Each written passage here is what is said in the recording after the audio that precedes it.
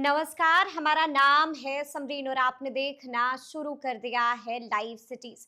देखिए सुबह के 8:30 बज रहे हैं और आप देख रहे हैं लाइव सिटीज का विशेष कार्यक्रम सुबह की चाय। देखिए आज के इस वीडियो में जिक्र होगा बीते दिन का भी। आपने देखा था गांधी मैदान की तस्वीरें आपको लाइव सिटीज ने दिखाई थी और आपने ये भी देखा था कि कैसे आईपी गुप्ता ने दम दिखा दिया था, बीते दिन हीरो बन गए थे आईपी गुप्ता। आपने ये भी देखा था कि भीम संवाद कार्यक्रम में क्या कुछ हुआ था। देखिए आपको मालूम है कि आज 14 तारीख है और आज पशुपति पारस के लिए बड़ा दिन है। लाइव सिटीज ने आपको बताया था, बीते दिन ही हमने आपको बताया था कि तैयारियां शुरू हो चुकी हैं। आज पशुपति पारस कोई बड़ा ऐलान भी कर सकते हैं।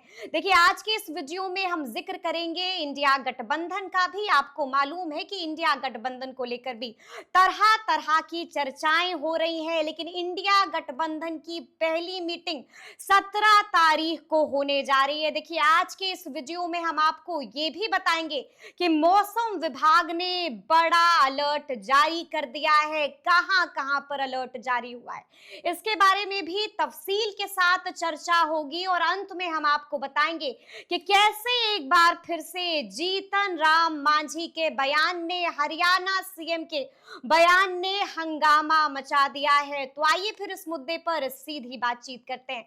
तो एक बार फिर से इस मुद्दे पर तफसील के साथ बातचीत करने के लिए हमारे साथ सीनियर जर्नलिस्ट रवि उपाध्याय जी हैं। सबसे पहले बहुत शुक्रिया बातचीत के लिए जी। रवि जी, सबसे पहले तो हम आपसे जानना चाहेंगे कि बीते दिन गांधी मैदान की तस्वीरें आपने भी देखी होंगी। अब तो आप भी मानिएगा कि बीते दिन आईपी गुप्ता ने दम दिखा दिया था और हीरो बन गए हैं अब आईपी गुप्ता। देखिए आईपी गुप्ता को बहुत हल्के में लोग देख रहा था, लेकिन इंजीनियर हैं वो आईपी गुप्ता। तो आईपी गुप्ता तांती ततवा समाज को आरक्षण देने की बात लंबे समय से कर रहे हैं और लंबे समय से वह गांव-गांव घूम भी रहे थे। बिहार के हर एक गांव का दौरा उन्होंने किया है और एक-एक प्रखंड जिला मुख्यालय में लगातार मीटिंग सीटिंग करते रहे। उसी का नतीजा था कि बीते दिन आपको गांधी मैदान, ऐतिहासिक गांधी मैदान, जो सबके बस की बात नहीं होती है कि उसको कहीं भर भरना, दे, बिल्कुल तो बिल्कुल। वो भर दिया उन्होंने। और भरने के बाद आपको देखा गया कि जो हुंकार भरा आईपी गुप्ता ने, निश्चित रूप से उसमें जो उनके समाज के अब वो आरक्षण देने की बात क्या कह रहे हैं, उनका आरक्षण छीन लिया गया। ये सबसे बड़ी बात है। पहले सरकार के गजट में इसका अनाउंसमेंट था, फिर उसको विड्रॉ कर लिया गया और यही कहीं न कहीं तांती ततवा समाज को यह पीड़ा है और इसी पीड़ा का इज़हार गांधी मैदान में एकजुट जो लोग दिखे आईपी गुप्ता के समर्थन में, हम्म। और तो वो उसका नतीजा पूरा बिहार देखा कि कितना भीड़ बीते रहा। दिन उन्होंने बड़ा ऐलान भी कर दिया, हाँ, निश्चित रूप से। पार्टी के नाम की घोषणा खुले मंच से ही कर दी। हाँ, इंडियन इनकलाब पार्टी का उन्होंने बिल्कुल नाम रखा है। बिल्कुल। अब देखिए पॉलिटिकल पार्टी बन जाएगी, अब उसका क्या थ्रस्ट होता है, क्या निकल करके आता है, ये अलग बात है। हम्म। लेकिन इंडियन इनकलाब पार्टी नाम उन्होंने दिया है। वो जो उतने लोगों का में उत्साह से वह लबरेज थे आईपी गुप्ता, और उसी का नतीजा है कि हम्म। अब पार्टी बनी। अब तो आमने सामने की लड़ाई होगी, विधानसभा हम्म। चुनाव है इस बार। लेकिन खुले मन से उन्होंने अपने समाज के लोगों को कह दिया रवि जी बीते दिन ही कि अगर आप लोग अलग अलग दल में हैं तो तुरंत इस्तीफा दीजिए और तुरंत हमारे समाज के साथ आकर खड़े हो जाइए, यानी कि इंडियन इनकलाब पार्टी में आके शामिल हो जाइए। क्या लगता है आप धड़ल्ले के साथ इस्तीफे गिरेंगे? देखिए इस्तीफे तो अब जिसका मन मिजाज, जो उनके सिद्धांत को, जो उनकी विचारों को, या जो तांती ततवा समाज को आरक्षण की वकालत जो आईपी गुप्ता कर रहे हैं, उस पे उससे जो जिनका मन मिजाज मिलेगा वो निश्चित रूप से जिस भी दल में होंगे छोड़ के इनके साथ आएंगे। इस्तीफा देगा, निश्चित रूप से। धड़ल्ले से इस्तीफे गिर सकते हैं। देखिए आपने ये भी देखा होगा रवि जी कि बीते दिन बापू सभागार में भी बड़ा कार्यक्रम था, भीम संवाद कार्यक्रम का आयोजन हुआ था। वहां से क्या कुछ खबर है? देखिए भीम संवाद का कार्यक्रम का आयोजन जो नीतीश कैबिनेट में जो उनके बहुत ही करीबी और खास माने जाते हैं अशोक चौधरी, उनकी हम्म। ओर से बाबा साहब भीमराव अंबेडकर की जो सो जयंती समारोह की पूर्व संध्या पर यह कार्यक्रम आयोजित किया गया था बापू सभागार में। तो निश्चित रूप से जितनी बापू सभागार में भीड़ थी उससे कहीं अधिक जो है सो सड़क पर भीड़ थी। बहुत ठसमा ठसवी भीड़ थी। और देखिए निश्चित रूप से जो डबल इंजन की सरकार की बात कही जाती है और जी। नीतीश कुमार जिस तरीके से काम किया उन्होंने दलितों के लिए, पिछड़ों के लिए, ऐसे तो उन्होंने सबके लिए किया, लेकिन जो उन्होंने काम किया, जो महादलित का जो बिल्कुल, बिल्कुल। स्कूल, कॉलेज, विद्यालय, हॉस्टल, छात्रावास के लिए जो काम किया है, तो निश्चित रूप से ये उसके लिए और उसी उपलब्धि को बताया भी गया और गिनाया भी गया, नीतीश कुमार ने भी गिनाया। और राजीव रंजन सिंह उर्फ ललन सिंह जो केंद्रीय मंत्री हैं जेडीयू कोटे से नरेंद्र मोदी सरकार में, वह थे और तमाम बड़े चेहरे आपको दिखाई पड़े थे मंच में। आज 14 तारीख है। बिल्कुल। आज एक और बड़ा शक्ति प्रदर्शन होने जा रहा है। हम बात कर रहे हैं पशुपति पारस की और हम बात कर रहे हैं आरएलजेपी की। क्या लगता है, क्या वाकई में आज पशुपति पारस गठबंधन का ऐलान कर देंगे रवि जी? देखिए पशुपति पारस जिस तरीके से उनको हम कहेंगे राजनीतिक रूप से ठगा गया, धोखा हुआ है, छला गया। जी। राजनीति में छल ही होता है, तो जिस तरीके से उनको छला गया, वो अपने आप को ठगा और उनकी पार्टी के तमाम कार्यकर्ता जो दलित जो चेहरा हैं, निश्चित रूप से पशुपति कुमार पारस पूर्व केंद्रीय मंत्री थे। अभी से कुछ समय पहले तक आपको नरेंद्र मोदी कैबिनेट में वो मिनिस्टर हुआ करते थे, तो उनको दरकिनार कर दिया गया, उनको हटा दिया गया, उनको बेटिकट कर दिया गया, उनके तमाम किसी को टिकट नहीं दिया गया। न विधान के सभा के उपचुनाव हुए उसमें, न लोकसभा के चुनाव में किसी को।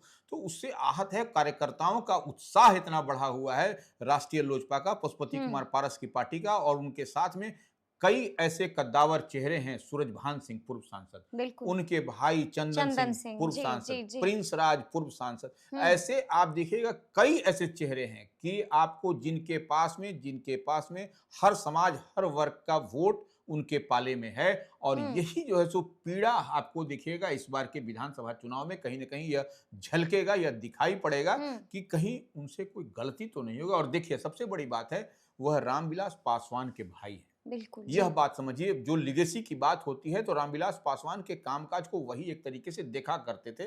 तो यह एक बात है। और दलित सेना एक बड़ा संगठन है, जो दलित सेना मजबूती के साथ पशुपति कुमार पारस के साथ खड़ी है। तो वो, और दलित सेना कोई लड़ाई करने वाली सेना नहीं है, वह सामाजिक सरोकार जो होता है आम आवाम का, दलितों के जो दलित उत्पीड़न या पढ़ने पढ़ाने, शादी विवाह को काम में वह बढ़ चढ़ करके भूमिका लेती थी, वह उनके साथ में है और मजबूती से है। और खुद पशुपति कुमार पारस हर चीज को बहुत बारीकी के साथ देख भी रहे हैं। तो निश्चित रूप से आज जो बापू सभागार में जुटान होगा वह ऐतिहासिक होगा, इसमें कहीं कोई दो मत नहीं। ऐतिहासिक जुटान होगा, क्या गठबंधन का ऐलान भी हो जाएगा? देखिए ऐतिहासिक जुटान इसलिए होगा क्योंकि आपको इसी साल, इसी कुछ दिन 6-7 महीने में आपको चुनाव होना है, विधानसभा चुनाव है। और निश्चित रूप से अब हम जहां तक देख और समझ पा रहे हैं और जो पॉलिटिकल कॉरिडोर में चर्चा है, पशुपति कुमार पारस की पार्टी जो राष्ट्रीय लोजपा है, वह जो है सो महागठबंधन में इंडिया ब्लॉक में जगह मिलेगा।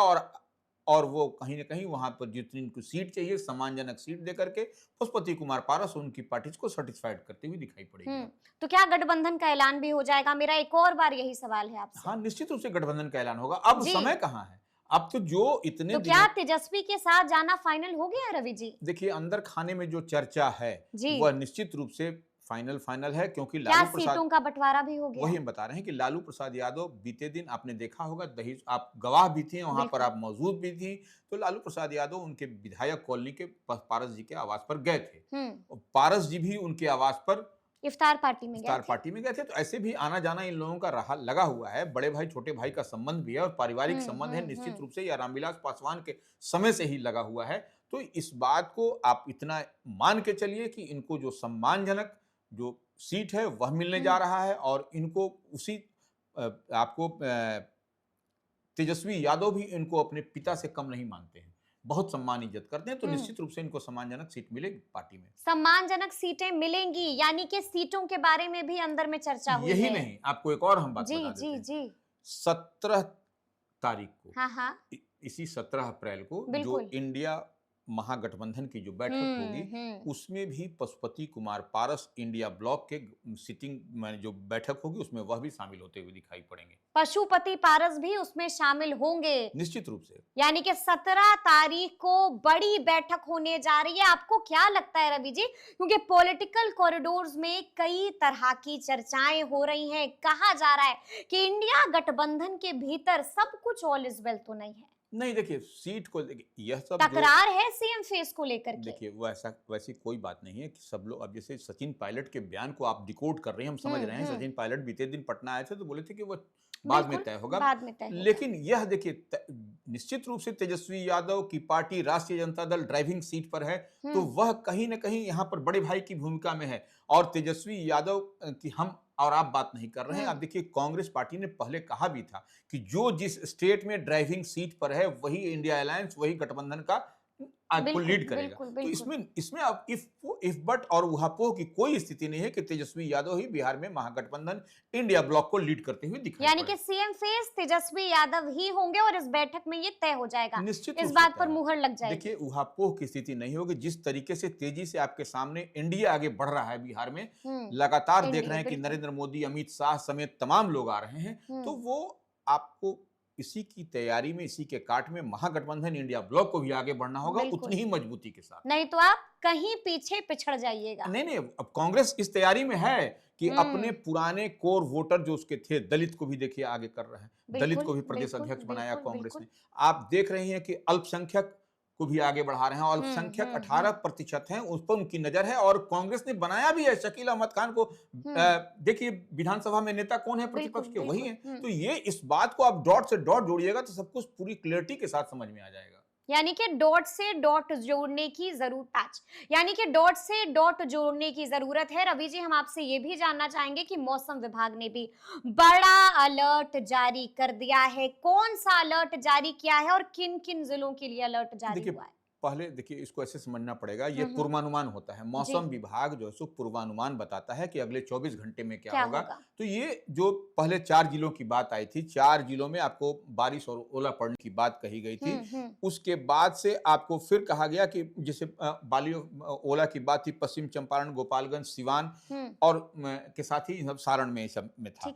अब जो है सो कहा गया 24 जिलों में 40 किलोमीटर से 50 किलोमीटर प्रति घंटे की रफ्तार से तेज हवा चलेगी और उससे कई सारे, तो वो हवा के चलने का परिणाम भी सामने निकल करके आ गया है। कई जिलों में जो है सो आपको टावर गिर गए हैं। हाँ, पेड़ भी गिर गए हैं, भारी नुकसान हुआ है। राष्ट्रीय उच्च पथ जो है सो एनएच और स्टेट हाईवे है, उधर भी कई पेड़ आपको गिरे हुए हैं। तेज हवा के 40 से 50 किलोमीटर प्रति घंटा यानी कि बर्बादी हुई है और फसल को भी कहीं ना कहीं जो रखा उसको नुकसान हुआ है। यह एक है और आपदा विभाग बिहार सरकार का इस पर नजर बनाए हुए है। और बीते दिन में आपने देखा था कि तेज हवा और आंधी तूफान से कितने लोगों की जान माल की क्षति हुई थी। तो आपदा प्रबंधन विभाग ने तत्काल जो आपदा राहत कोष से मदद भी की थी।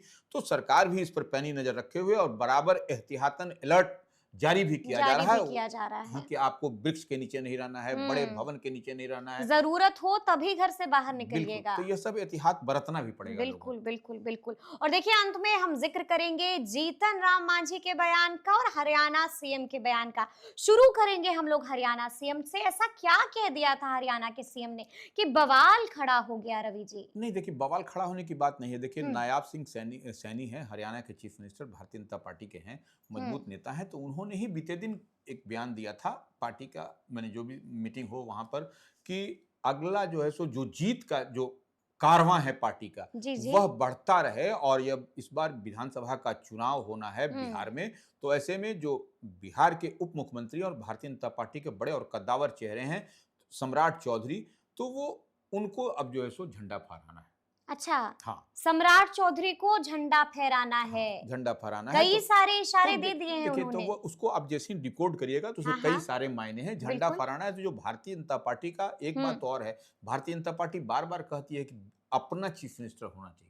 ये हम नहीं कह रहे हैं, ये आप नहीं कह रहे हैं, यह आप बीते दिन उठा करके देखिए कि पार्टी कार्यालय में विजय सिन्हा जो डिप्टी सीएम है क्या बिल्कुल कि अटल बिहारी वाजपेयी का सपना था कि अधूरा रह गया है अभी तक। तो ये कहीं ना कहीं यह सपना, यह अधूरा जो बात है उसको जोड़ने की बात है। और वही नायाब सिंह सैनी जो हरियाणा के चीफ मिनिस्टर हैं, वही बात कहते हुए दिखाई पड़ रहे हैं कि सम्राट चौधरी झंडा लहराएंगे।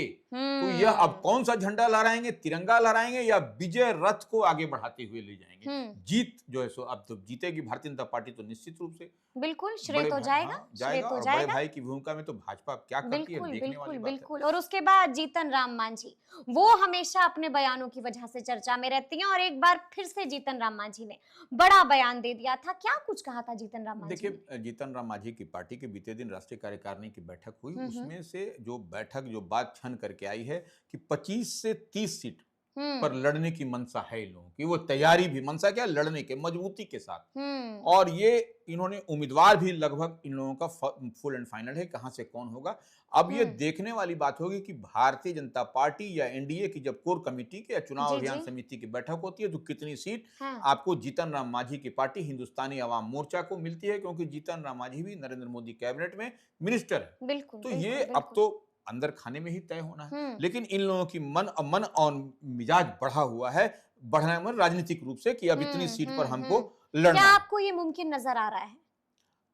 देखिए वो 20 से 25 सीट क्या आपको लगता है कि एनडीए में हमको मिल जाएगी? अब देखिए, अब एनडीए क्या सोचती है, क्या हाँ, हाँ। करती है, क्या रणनीति है, कितना इन लोगों का स्ट्राइक रेट कैसा है, और दलित की वोट की बात होती है। हुँ, देखिए, हुँ। वोट तो हर पार्टी का चाहिए, तो इनको मिलना चाहिए कितना।